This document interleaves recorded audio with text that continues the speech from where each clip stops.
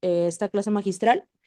Está titulada Duelo en en la persona mayor. Es una mirada geriátrica al dolor, adaptación y depresión.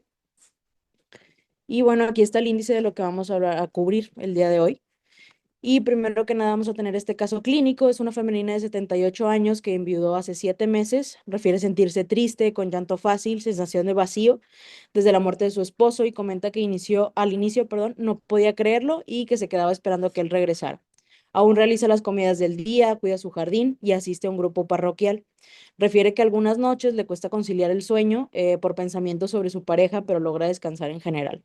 Reconoce que extraña mucho a su esposo, pero también habla con cariño de los recuerdos compartidos y de la importancia de mantener la unión familiar y no presenta ideación suicida o aislamiento. Y en este caso clínico, lo importante, lo que quiero responder en las siguientes diapositivas va a ser si está cursando con un duelo normal o un duelo patológico, qué características nos hablan de duelo y cuáles son los factores protectores para el duelo patológico en este caso, así como las fases del duelo. Entonces, adentrándonos un poco más ya en la clase, vamos a hablar primero de unas definiciones. ¿Qué es el duelo? Pues el duelo es un proceso natural de adaptación a cualquier pérdida significativa. Y el luto es el proceso psicológico, emocional, social y cultural que sucede detrás de una pérdida significativa. Y tenemos el duelo prolongado, que es el síndrome de estrés posterior a la pérdida, donde el dolor después de una muerte permanece de una manera intensa y absorbente por más tiempo de lo esperado, según las normas sociales y culturales o religiosas. Aquí la CIE-11 lo menciona como un duelo absorbente mayor de 6 meses y DCM5 como mayor a 12 meses. Entonces, esto involucra reacciones de tipo físico, emocional, familiar, conductual, social y espiritual. Y vamos a hablar un poquito de las características del duelo. Entonces, durante el duelo se tiene una pérdida significativa y el duelo también es activo, es algo que va cambiando, es algo natural, es algo esperado, transformacional, es decir, no eres la misma persona que eras previamente al duelo y requiere de trabajo emocional y tiempo. También lo que hagas con estas dos, el tiempo y el trabajo emocional, va a definir cómo procede la herida del duelo. Y es algo único que evoca múltiples emociones. Entonces, el duelo es diferente para cada quien. Puede ser que no lo entiendan porque cada quien lo vive de manera diferente. Y es importante conocer que el duelo es una respuesta universal a la pérdida, pero no hay una forma universal de vivirlo o superarlo como tal. Y hablando de las teorías de etapas del duelo, estas son las de Bowlby, que fue o sea, la primera que tuvimos, y nos habla del embotamiento, que es el shock inicial, donde la persona puede sentirse como desconectada de la realidad, tener blackouts o sensación de irrealidad, y se manifiesta como una especie de anestesia emocional. Luego tenemos el shock emocional o el aturdimiento, donde es esta sensación de incredulidad, confusión, incapacidad para aceptar lo que sucedió. Y aquí tiene emociones desorganizadas, es difícil pensar con claridad. Posteriormente tenemos el anhelo y búsqueda, donde hay una necesidad intensa de recuperar a la persona que se perdió. Aquí puede tener el impulso de buscar a la persona, preguntar por ella, y es común que sueñen con ellos o sienten que los ven o los escuchan. Y luego tenemos la desorganización o desesperanza, donde la persona toma conciencia plena como tal de la pérdida. Aquí puede tener sentimientos de vacío, de tristeza profunda, apatía, y aquí la vida cotidiana se puede percibir un poco más desordenada. No empiezan a mencionar que no tiene sentido, hay abandono de actividades, descuido personal, un aislamiento social. Y tenemos la reorganización, donde poco a poco la persona adapta su vida a esta ausencia. No significa que olvide como tal la pérdida, sino que la integra y puede seguir con su vida teniendo estos nuevos significados y construye una nueva forma de vínculo con el fallecido. Tenemos después las fases del duelo por Elizabeth Kubler-Ross. Ella básicamente lo que hizo fue tomar las de Bowlby y las adaptó a una población de pacientes con enfermedades terminales cuando se les daba el diagnóstico. Entonces aquí tiene estas fases donde tenemos primero la negación. Aquí es un mecanismo de defensa inicial para amortiguar este impacto donde la persona resiste a aceptar esta realidad perdida. O sea, aquí es donde piensan de esto no puede estar pasando, seguro un error. Posteriormente pasa la ira o el enojo, donde tienen estos sentimientos de rabia o de frustración, pueden dirigirse hacia uno mismo, hacia los médicos, hacia Dios, incluso sea la persona fallecida. Aquí piensan el por qué a mí, por qué me tuvo que pasar esto. Posteriormente tenemos la negociación donde se intenta recuperar este control y tratan de buscar tratos, sí, bueno, más bien aquí como significativos simbólicos, donde piensan, Dios, si me das tiempo de llegar a esta fecha, yo te doy tal. Tal vez si hago yo esto, la enfermedad se quite, tal vez si yo hago esto, esta persona regrese. Em, Posteriormente tenemos la depresión, donde aquí ya se toma plena conciencia de la pérdida y aquí puede aparecer la tristeza profunda, desesperanza, el llanto, y es la etapa más dolorosa, sin embargo, también es necesaria para procesar la realidad. Y tenemos después la aceptación, donde no significa que estén feliz, sino que ya hicieron perdónenme, se reconcilian más bien con la realidad. O sea, es decir, ya toman conciencia de lo que sucedió, entienden que no lo pueden cambiar, sin embargo, encuentran la paz de recordarlo sin tanto dolor. Tenemos posteriormente un estudio que nos habla de las fases de duelo. Aquí se acumularon 200 personas dolientes. Todos fueron muertes naturales, es decir, no fueron muertes ni violentas ni accidentales.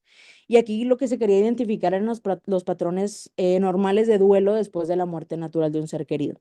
Entonces, primero tenemos que estos 5 ítems, que era la aceptación, añoranza, depresión, ira y incredulidad, se iban midiendo a través del tiempo de 1 a 5 según qué tanto lo iban sintiendo.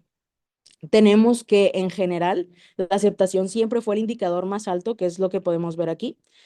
La aceptación siempre fue el indicador más alto, seguido por la añoranza. Em, Sin embargo, si vemos los picos máximos, sí siguen el orden que habíamos visto previamente. Y esto nos habla de que entonces sí tenemos de alguna u otra manera este seguimiento, aunque si bien pues la aceptación siempre ha sido lo principal. Posteriormente tenemos la pérdida. Hay que tener en mente también que la pérdida no es solo el dolor de perder al ser querido, es la pérdida global. Pierdes a una persona, pero también pierdes a un proveedor, a un cuidador, un confidente, una pareja, un compañero. Entonces, los cambios después de la muerte y adaptarse a esta pérdida también es algo complicado. Va a haber factores que nos van a influir en esta experiencia de la pérdida. La calidad que tenías del vínculo va a afectar en cómo se vive el duelo. Una relación cercana, amorosa, nos lleva a un duelo profundo y una mala relación pues puede tener esta culpa o ambivalencia donde siente que está bien que se muriera, sin embargo lo extraña. El apoyo social y familiar también es importante, ya que esto nos va a ayudar a afrontar la pérdida. Si es gente comprensiva y empática. Se sienten acompañados y si están solos se sienten más angustiados, aislados. Y la forma de la muerte, las causas y circunstancias también van a afectar cómo se vive el duelo. Las muertes por accidentes traumáticos o violentas súbitas nos llevan más a duelos prolongados, mientras que enfermedades terminales, por ejemplo, enfermedades crónicas van preparando para este desenlace. Y los problemas agregados. Las dificultades externas del duelo también hacen que sea más complejo. No puedes vivir como tal tu duelo si también estás pensando en dificultades económicas, dificultades familiares, dificultades con enfermedades incluso. Entonces eso también va a afectar en la afrontación. Y también tenemos la personalidad del doliente. O sea, la persona afectada va a lidiar diferente según su personalidad, personalidades resilientes. Es más fácil que puedan hacer este afrontamiento, sin embargo, personas ansiosas con depresión tienen un duelo complicado prolongado de manera más común. Y las formas culturales del duelo también afectan cómo se vive. Hay culturas donde son rituales muy cortos, muy poco tiempo, y hay unos donde sí tienen más tiempo para vivir este duelo. Y las pérdidas múltiples, por ejemplo, esto se veía más en COVID, donde se va a intensificar porque no solo vives un duelo, son varios, y aparte no tienes el tiempo de dedicarle un duelo individual. Entonces hay como un desborde de emociones, dificultad para darle el tiempo a cada uno de ellos. Y las edades extremas del doliente. O sea, una persona pequeña, un niño, no va a entender la muerte. Y el adulto mayor puede tener un duelo prolongado por el acúmulo de pérdidas y la poca red de apoyo, incluso la fragilidad, más agregados. Y tenemos las manifestaciones del duelo. Las manifestaciones pueden ser tanto emocionales, físicas, mentales y conductuales. Y pues importante también saber que no todos los duelos necesitan ayuda tanatológica. Es algo natural, sin embargo, cuando vemos síntomas que no son adaptativos, es cuando nosotros sentamos a tratar de hacer una intervención. Entonces, en lo emocional podemos encontrar tristeza, enojo, ansiedad, impotencia, shock. En lo físico, una sensación de vacío es común en los primeros meses, el dolor precordial similar al infarto y pues es importante también descartar las causas orgánicas y una vez ya descartado, indagar sobre esto. También tenemos mentales, la incredulidad, es no creer que hayan pasado esto, la confusión de no saber qué pasó, y también tener imágenes o pensamientos recurrentes asociadas al trauma que se vivió durante la muerte. Y los conductuales, aumento o disminuye la ingesta de alimentos y también pueden tener cambio de apetito, el aislamiento, llanto, etcétera. Entonces también tenemos la asociación con el riesgo cardiovascular y el duelo. Los eventos cardiovasculares, infarto, EBC, Takotsubo, se incrementan en las primeras semanas después de la pérdida. De hecho, tenemos un riesgo 2 veces mayor en los primeros 30 días. Y aquí lo que nos habla es que las poblaciones con comorbilidades, insuficiencias renales, diabetes, etc., tienen más riesgo de hospitalización por eventos cardiovasculares y más mortalidad. También en pacientes con antecedentes de infarto agudo al miocardio, el duelo se asocia a un peor pronóstico, mayor mortalidad y mayor complicaciones, insuficiencia cardíaca, recurrencia de los eventos isquémicos. Entonces, el síndrome de corazón roto y su asociación con el duelo em, es una disfunción cardíaca transitoria por el estrés emocional. Frecuentemente es después de una pérdida significativa, lo vemos más en mujeres posmenopáusicas, después de la muerte de un cónyuge o también de un hijo, y se asocia a duelo, ansiedad, depresión con complicaciones severas. Aquí vemos que no hay una obstrucción coronaria significativa, pero es un buen ejemplo de cómo el duelo intenso puede generar enfermedades orgánicas reales. Y o sea, por esto es la importancia de reconocerlo en adultos mayores con antecedentes de pérdidas recientes. Nos subraya la conexión entre emociones, estrés y salud cardiovascular. Y aquí tenemos otro caso clínico de un masculino de 82 años que acude a consulta mencionando que ya no tiene ganas de vivir desde que su esposa murió hace 5 meses. Desde la muerte de su esposa, menciona que ha presentado tristeza persistente, llanto frecuente y sensación de vacío. Al inicio mantenía contacto con los vecinos, rutinas simples, pero en los últimos 3 meses, perdón, refiere pérdida total de interés por actividades antes placenteras. Con insomnio terminal, anorexia y pérdida de 6 kilos y marcada fatiga. Menciona que su vida ya no vale nada y que preferiría no despertar. No tiene planes activos de suicidio, pero reconoce la ideación de muerte recurrente. A la exploración del estado mental, vemos un humor deprimido, llanto durante la entrevista, el afecto está restringido y poco reactivo incluso al hablar de su nieto, los pensamientos con ideación de muerte presente y la atención y memoria están levemente disminuidas. En este caso clínico, lo que queremos saber cuál es el diagnóstico probable, diagnósticos diferenciales, diferencias entre lo que presenta el paciente y el duelo normal y las herramientas diagnósticas. Entonces, hablando de la depresión, esta se va a asociar con una reducción de autoestima, sentimientos de inutilidad, pérdida del control, severidad mayor, estrés y síntomas físicos, mientras que el duelo se percibe como algo natural con causa clara y enfoque externo. Entonces, la forma más fácil como de diferenciar uno de otro es que el duelo tiene un foco interno. Perdónenme, la depresión tiene un foco interno, es decir, tener sentimientos de inutilidad hacia sí mismo, la autoestima perdido y sensación de muerte para sí mismo. Sin embargo, el duelo es un foco externo, es decir, tenemos una causa clara. Sabemos que después de este fallecimiento, esta pérdida, el paciente siente estos sentimientos de tristeza. Sin embargo, puede reaccionar ante cosas buenas y tener momentos placenteros, incluso teniendo estas oleadas o estos momentos de tristeza. No siente autodesprecio ni falta de autoestima como tal. La diferencia puede ser difícil porque los individuos y los pacientes pueden no poder definir como tal sus estados emocionales de manera tan clara y también pueden coexistir. Entonces, esto también hace más difícil la diferenciación formal como tal. Los criterios diagnósticos son del episodio depresivo mayor, son más de 5 síntomas presentes la mayoría del día, casi todos los días, por al menos 2 semanas, y que presenta un deterioro funcional. Uno de los síntomas clave debe ser el ánimo depresivo o la anedonia. Y esto que no se le puede atribuir a nada más.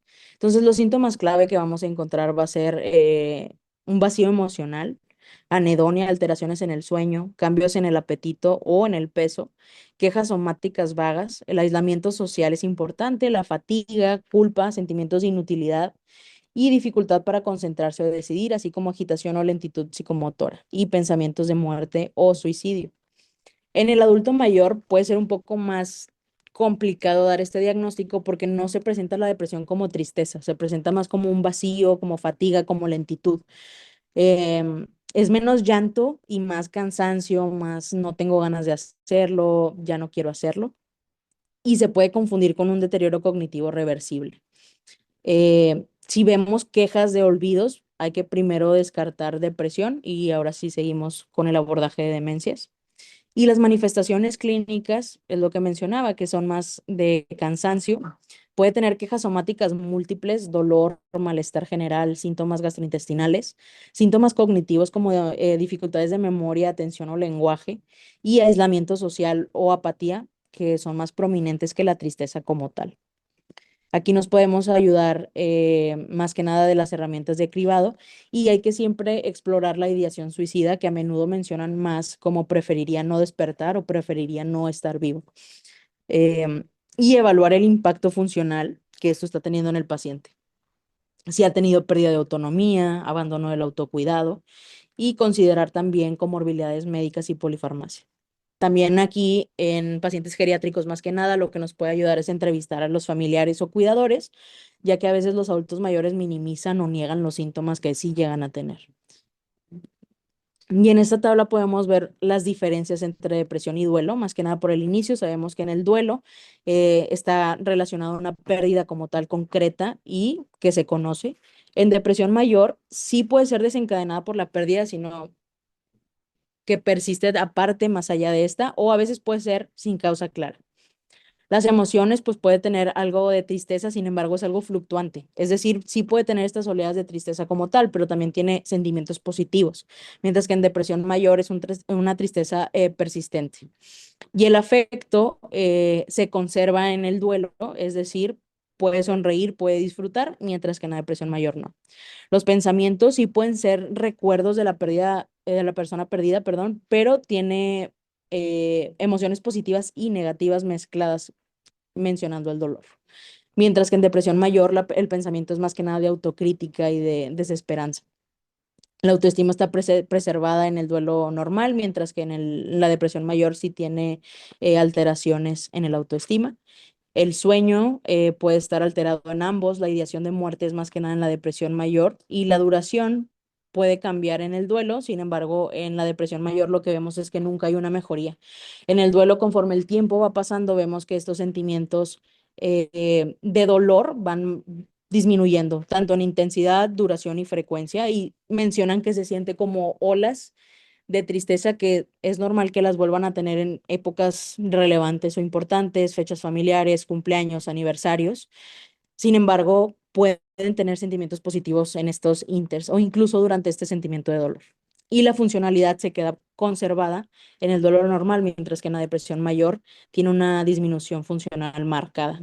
Y aquí puse esta tablita nada más para ver las diferencias entre uno y otro y que si bien pueden compartir algunos síntomas, también hay diferencias que nos van a ayudar mucho en el momento del diagnóstico, que si llega a ser complicado, pero con una historia clínica, con una entrevista, más que nada, vamos a poder hacer esta diferenciación.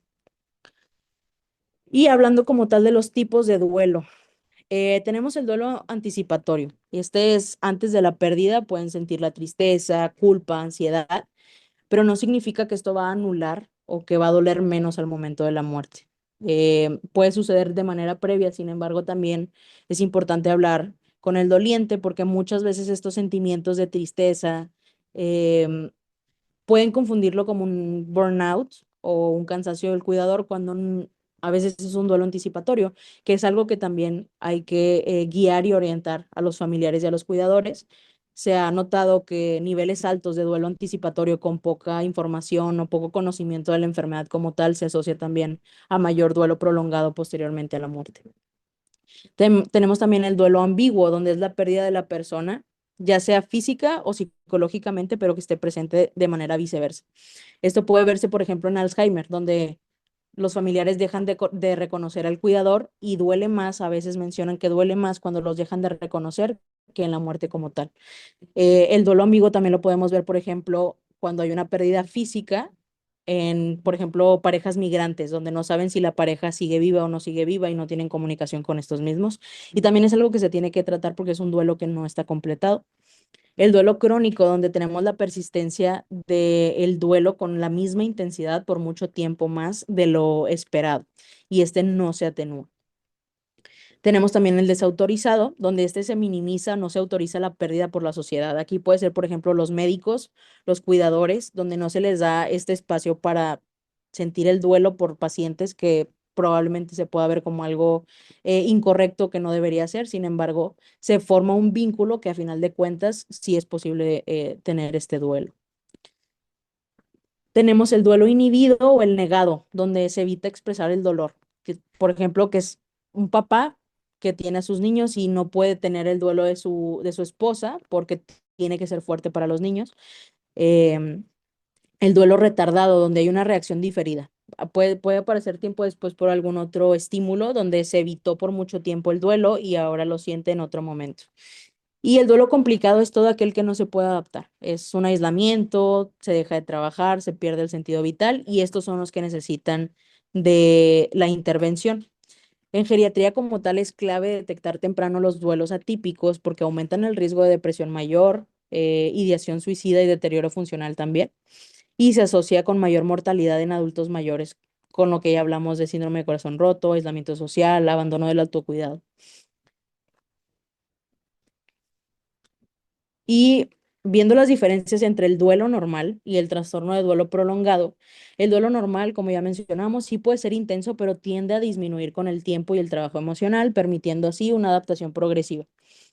En el duelo prolongado, el dolor sigue siendo severo y persistente más del primer año y afecta la funcionalidad del individuo de una manera importante. El duelo normal como tal implica una adaptación progresiva, donde van a alternar el doliente entre confrontar y evitar el dolor, que es algo normal. Y con el tiempo la intensidad del duelo va bajando y entonces ya no tienen que hacer esta evitación tan constantemente. En cambio, en el duelo prolongado, este proceso se va a interrumpir y la persona se queda atrapada en este sufrimiento, rumiación y la evitación que puede llevar a la depresión, ansiedad, trastorno de estrés postraumático, abuso de sustancias o incluso riesgo suicida. Entonces, ¿cuáles son los factores de riesgo que tenemos para desarrollar un duelo complicado?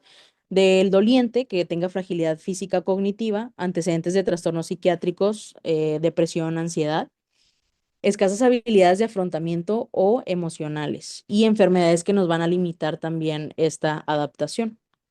De lo social, el aislamiento social, falta de apoyo como tal, también nos puede llevar a un duelo complicado, que el duelo sea desautorizado o inhibido y dependencia del fallecido, así como conflictos familiares que son cuestiones externas al duelo como tal, y pocos recursos o redes de comunidad.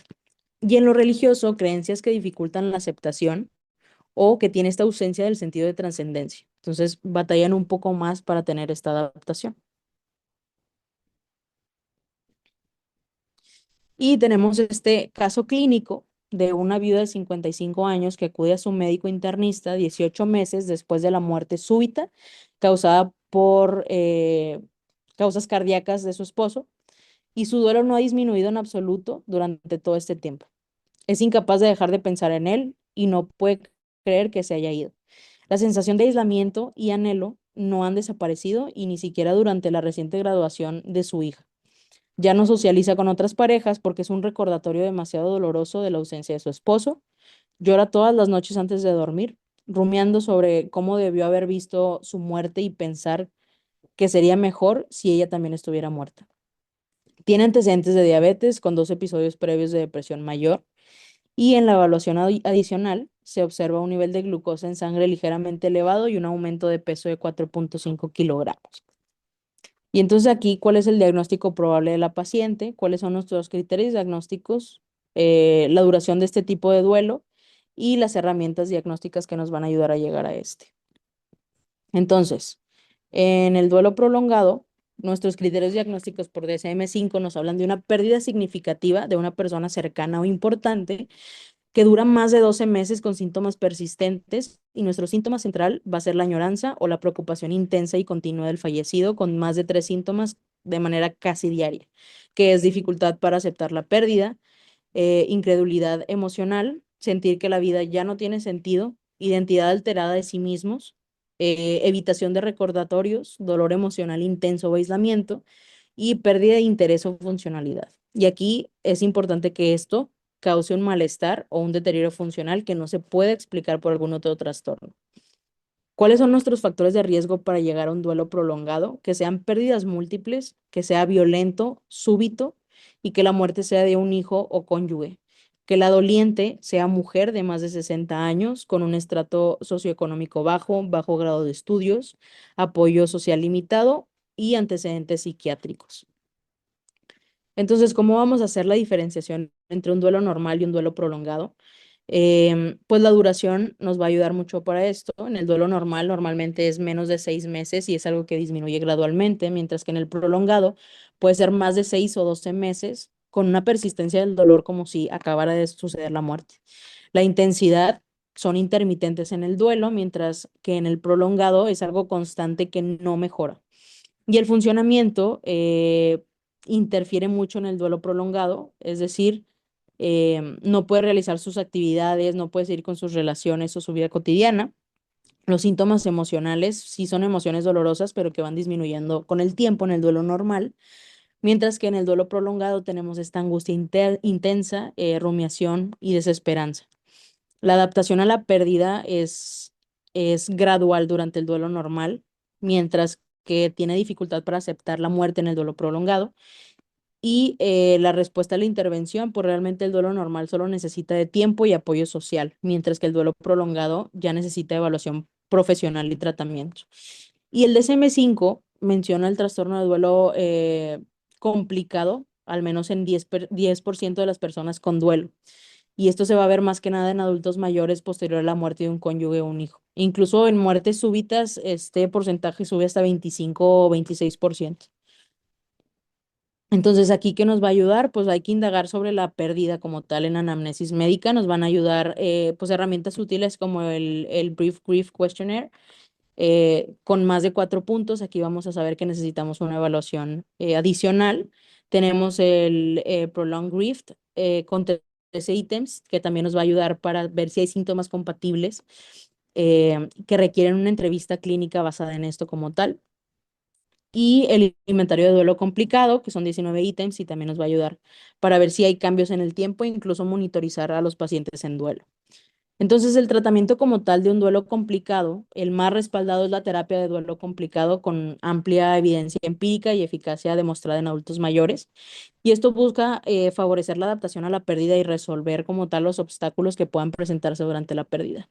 Se va a centrar en 7 temas específicos, que es aceptar el duelo, manejar el dolor emocional, pensar en el futuro, fortalecer las relaciones, relatar la historia de la muerte y vivir con los recordatorios, así como conectarse con los recuerdos que tiene. En la evaluación clínica como tal, tenemos que incluir la búsqueda de otros trastornos mentales, depresión, ansiedad, trastorno de estrés postraumático y el consumo de alcohol o sustancias, el riesgo suicida y también el impacto de los síntomas que están ocasionando nuestros pacientes para llevar la terapia y una vez que tengamos la terapia, ver cómo ha progresado el paciente y la mejora. Y hablando del duelo en adulto mayor.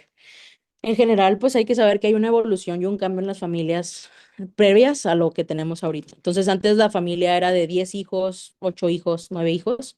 Ahorita hay 3 a 2 hijos. Y todo esto va sumando a final de cuentas en el cuidado, en lo económico, etcétera. Entonces, tienen menos apoyo a final de cuentas. Y envejecer como tal puede ser una cascada de pérdidas por sí solo, es decir, la caída del pelo, el déficit visual, la hipoacusia, trastornos del gusto, todo este tipo de cosas son, a final de cuentas, otro tipo de pérdidas. O sea, el duelo como tal no quiere decir que solamente sea por fallecimientos, puede ser pérdidas de estatus, pérdidas económicas, pérdidas en general. Entonces, Agregados al proceso de envejecer, que ya son múltiples pérdidas, tenemos otro tipo de cosas como necesidad de tomar pastillas, cambios de alimentación, enfermedades, incluso la dependencia funcional, que es una de las principales causas de depresión, sarcopenia y síndrome de fragilidad en el adulto mayor. Entonces, todo esto se junta en múltiples pérdidas a final de cuentas. Y aquí nos vamos a las dimensiones del duelo.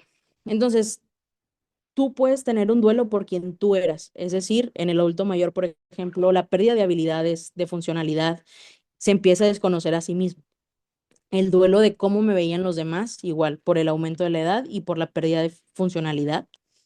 Y el duelo por la persona que voy a ser. Y esto lo podemos ver más que nada en personas con demencia, donde tienen como esta pérdida del futuro que se habían imaginado, la incertidumbre por el futuro y el duelo por los que han muerto, que pueden ser amigos, cónyuges, que a final de cuentas sigue siendo algo autobiográfico, es decir, gente que estuvo toda tu vida y vas viendo cómo se va perdiendo toda esta gente, que nos lleva pues al duelo acumulado. Entonces, el duelo acumulado es la acumulación de múltiples pérdidas significativas en un periodo corto de tiempo y la persona no tiene esta oportunidad de elaborar adecuadamente en cada uno de ellos. Es decir, tenemos la muerte de seres queridos, pero también tenemos pérdidas de salud, pérdidas de funcionalidad, pérdida de independencia del rol social de la vivienda. Con la edad, los adultos mayores suelen enfrentar estas pérdidas recurrentes y múltiples, y la frecuencia y proximidad entre ellas puede saturar la capacidad de afrontamiento del paciente. Tenemos este riesgo de que las pérdidas son tan seguidas una de otra, un duelo queda inconcluso o no resuelto y se superpone con el siguiente. Entonces, los pacientes con duelo se encuentran de manera rutinaria en la práctica clínica geriátrica y a menudo se duda sobre cuándo debemos intervenir en estos. Entonces, las manifestaciones clínicas que nos pueden llevar a estos duelos acumulados, a final de cuentas, es una prolongación del dolor emocional, un aumento en el riesgo del duelo prolongado complicado y el impacto somático. Y los factores de riesgo van a ser que sean pacientes vulnerables, ya sea de manera emocional, por dependencia, por pobre red de apoyo, por fragilidad o pérdidas significativas súbitas, inesperadas, que nos van a dificultar la adaptación. Entonces aquí va a haber una sobrecarga emocional que va a interferir con la capacidad de procesar cada una de estas pérdidas, aumentando el riesgo del duelo complicado, depresión o deterioro funcional. La intervención que podemos hacer aquí, incluso como geriatras, o sea, ni siquiera antes de derivar con psiquiatría, es validar las emociones, reconocer el dolor, la tristeza, enojo, incluso culpabilidad que puede tener los pacientes y decirles que eso es algo normal y evitar las frases que los van a minimizar, como tienes que ser fuerte, ya tienes que estar mejor, tienes que superarlo y reforzar la idea de que no hay una forma correcta de tener un duelo, o sea, cada quien lo va a vivir de manera diferente, facilitar la expresión de sentimientos de manera, escuchando de manera activa, haciendo preguntas abiertas, porque también creo que hay un tabú en el momento de la consulta sobre preguntar sobre un duelo. Es decir, no quieres preguntar sobre la persona fallecida porque no quieres que la persona se sienta mal como tal, pero a final de cuentas, si no lo haces, no lo va a expresar y no es algo que normalmente el paciente quiera abrir el tema. Entonces es algo que tú tienes que iniciar. Hay que promover actividades expresivas en el paciente y explorar recuerdos positivos, no solo el momento de la pérdida, manteniendo siempre las rutinas y actividades significativas que le van a dar estructura a su vida, previniendo el aislamiento y promover actividades físicas seguras para el paciente, tai chi, yoga, caminatas, favoreciendo así también los roles activos en la sociedad y terapia psicológica cuando veamos necesario, así como el apoyo social y familiar, involucrando a los cuidadores y las redes de apoyo, educando a la familia sobre qué es lo esperado sobre el duelo y evitar la sobreprotección, pero también tener un foco importante sobre cuando vean algo que se sale de la norma de un duelo normal. Y acudir a grupos de duelo que también normalizan los sentimientos, fortalece esta red de apoyo social y les va a ayudar para afrontar un poquito más fácil. ¿Cuál es la preparación del final de la vida? La comunicación de malas noticias al paciente se tiene que hacer de manera centrada en la persona y si el paciente aún no fallece, pues también ver las preferencias del paciente. Hacerlo con empatía, claridad y respeto. A final de cuentas, también creo que es importante nosotros tener en cuenta que la responsabilidad del médico no termina cuando el paciente fallece, sino que tenemos la última responsabilidad, que es ayudar a los familiares con su duelo. En Estados Unidos, más que nada, mencionan que a veces mandan cartas de condolencia que puede ayudar a contribuir a un proceso de sanación en la familia. Incluso aquí yo veo, o sea, entiendo que es algo complicado, pero Un contacto de seguimiento reconoce la pérdida a final de cuentas, expresa la empatía y preocupación y brinda como esta oportunidad de aclarar dudas sobre la atención.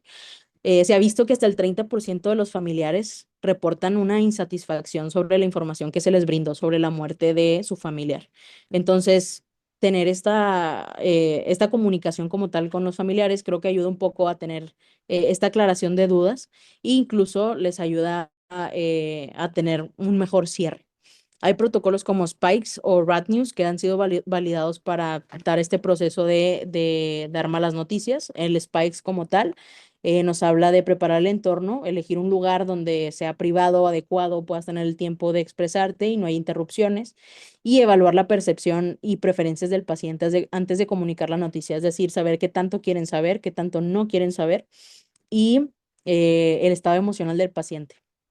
También hay que advertir que se va a dar una mala noticia, iniciando con pues una advertencia, ¿no? Me temo que tengo una mala noticia que darte, tengo malas noticias, etcétera, y esto va a ayudar al paciente y a los familiares a recibir esta información y comunicar esta noticia de forma clara y directa, no usar tecnicismos, lenguaje médico, hacerlo de la manera más sencilla y una vez que terminemos, darles tiempo para que puedan procesar pues como tal la noticia y si tienen alguna respuesta y manejar las emociones. Después de la comunicación hay que observar y responder de forma empática la reacción emocional del paciente. Hay que validar los sentimientos y evitar minimizar la gravedad de la enfermedad o de esta noticia.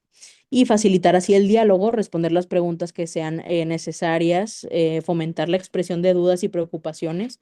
Y podemos usar el silencio incluso como una herramienta, dejar que ellos procesen, incluso después de sus preguntas, que procesen lo que acaban de preguntar y así nosotros podamos responder de una manera más clara y dar apoyo en general para los siguientes pasos, qué es lo que va a seguir, cuál es el acompañamiento que podemos llevar nosotros con ellos.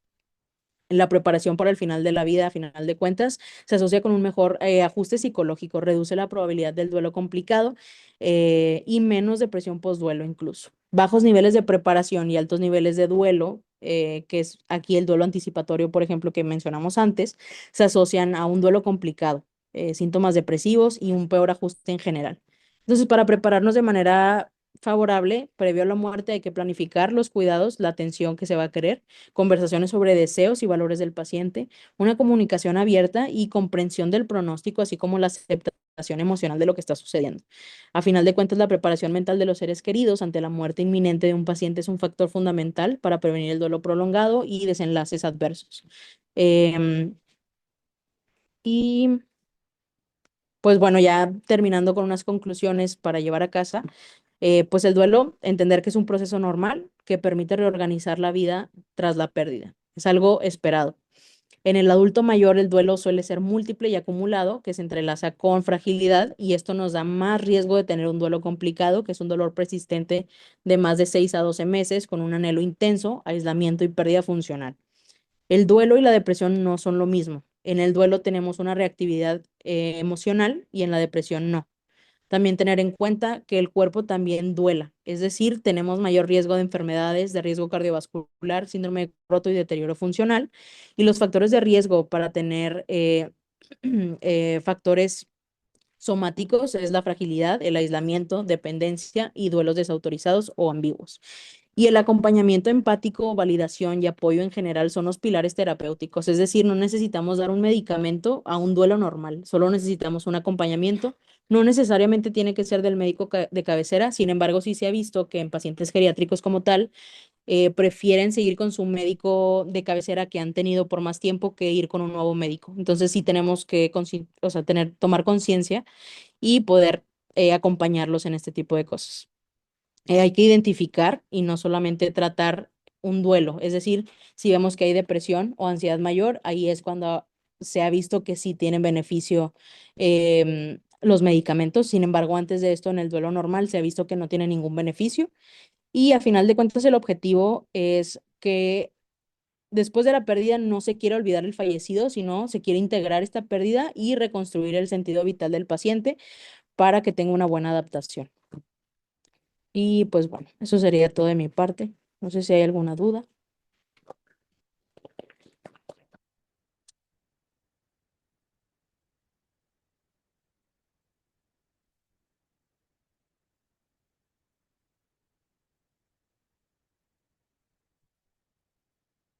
Sí, sí.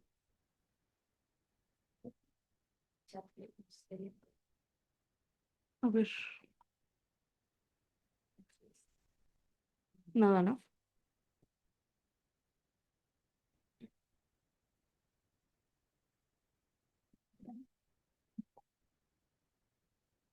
Paciente ya presentó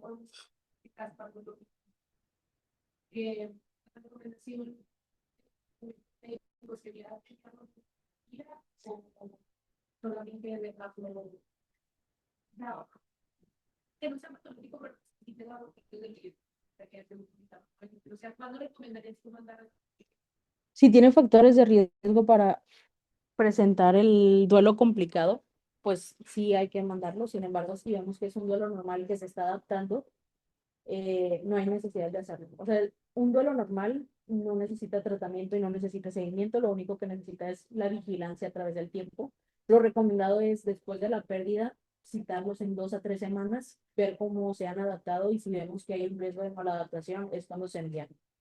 ¿Y la recomendación es psicológica o es analógica o es psiquiátrica? Va a depender del factor de riesgo, pero la mayoría inician con psicología y de ahí se va a derivar según lo necesario.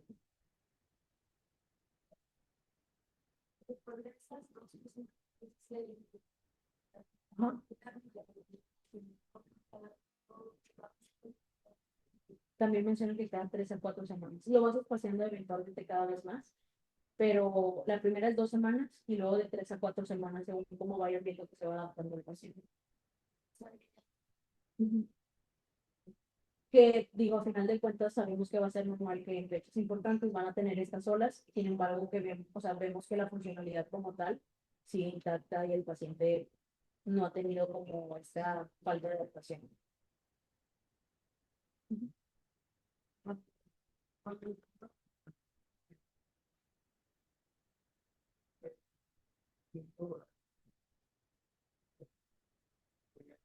Sí, se revisó si en el duelo normal era posible dar antidepresivos como tal, pero no había mejoría y no había cambios. Cuando se asocia ahora sí a una depresión que ya se dio el diagnóstico, ahí sí se tiene que dar tratamiento farmacológico. Digo, también se puede llevar la terapia cognitivo o la terapia de duelo prolongado cuando sea necesario, pero cuando ya notamos la depresión como tal, sí se le tiene que dar un tratamiento. Ujú.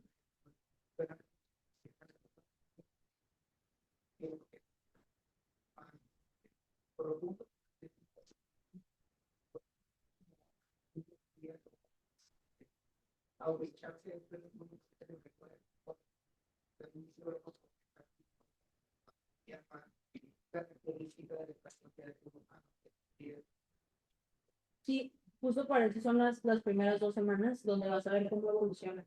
Y puse ahí unos cuantos cuestionarios que también nos van a ayudar a guiarnos un poquito más, porque sí, o sea, al final de cuentas los primeros 30 días es donde va a haber más esta tristeza o este dolor.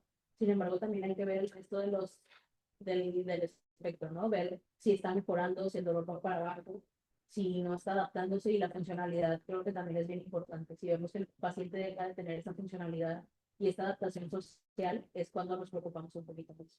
Pero pueden coexistir incluso, o sea, puede ser que empiecen con un duelo y eso desencadene un episodio de depresión. Muy bien. Bueno, pues si no hay ninguna otra duda, estamos por terminada la sesión. Muchas gracias.